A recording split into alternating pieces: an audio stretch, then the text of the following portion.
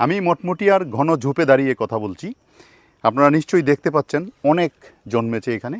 এটাকে বলা হয় মটমটিয়া, বৈজ্ঞানিক নাম হচ্ছে লিপিয়া এলবা।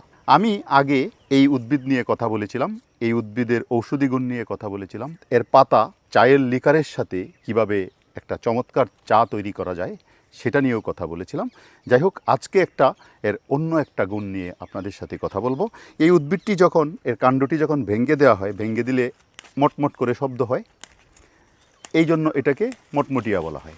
এই উদ্ভিদের পাতা তীব্র গন্ধযুক্ত এবং সেই পাতাটা পিষে সেই পাতার রস মাছের টুপের সাথে মিশিয়ে যদি নদীতে, ঝিলে অথবা পুকুরে বড়শি পাতেন তাহলে দেখবেন যে মাছ ধরার পরিমাণটা বেড়ে যাবে। অর্থাৎ এর সুগন্ধে আপনার অনেক মাছ ধরা পড়বে। এর সুগন্ধে মাছ বড়শিতে বিঁধে দেওয়া টোপ খেতে আসবে, খেতে এসে ধরা পড়বে।